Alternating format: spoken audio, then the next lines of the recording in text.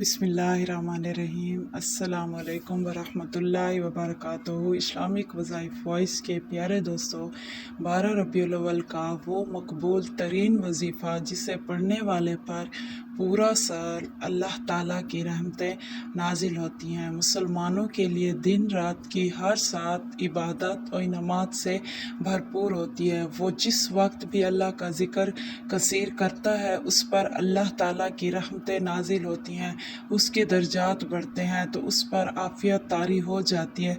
ताहम कुछ दिन और रातें ऐसी बरक़ात से लबरेज़ होती हैं कि इन दिनों में की गई इबादत का ज़्यादा अजर व सवाब मिलता है।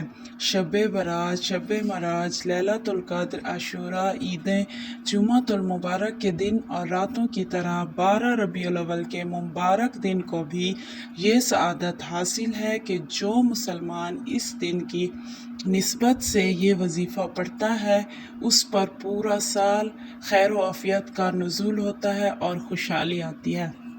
शेख मशाइख मोहम्मद गौस कवारिया से मनकूल है कि जो मुसलमान 12 रबीउल अव्वल के रोज़ किसी भी वक्त 11 मरतबा अल्लाह सुब्हान ताला के इन इस्माए घरामी का ज़िक्र करता है तो ज़ाकिर को महबूब खुदा सल्लल्लाहु अलैहि वसल्लम के विलादत मुबारक के दिन की निस्बत से बेहद रूहानी दर्जा मिलता है। ये वजीफ़ा कुछ यूँ पढ़ना है आपने। अव्वल व आखिर खूब दरूद पाक पढ़िए, जितना ज़्यादा पढ़ा जा सके। इस दिन दरूद पाक को बेहद पढ़िए। अल्लाह ताला से अपने गुनाहों की ढेर सारी मुआफ़ी मांगिए और अल्लाह ताला की रहमत से कबूलियत की उम्मीद रख कर अल्लाह पाक से अपनी दिली मुरादें मांगिए और आका सल्लल्लाहु अलैहि वसल्लम पर दरूद भेजते जाइए।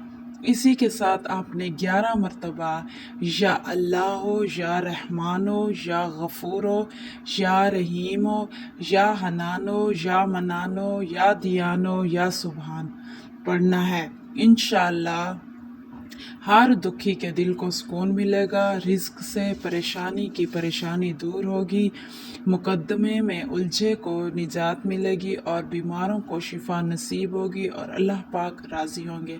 अल्लाह पाक से दुआ है कि अल्लाह पाक आप सब को खैर व आफियत से रखे। हम हंसते बसते खुशहाल रहिए। फ़ी अमानिल्लाह। अल्लाह हाफ़िज़।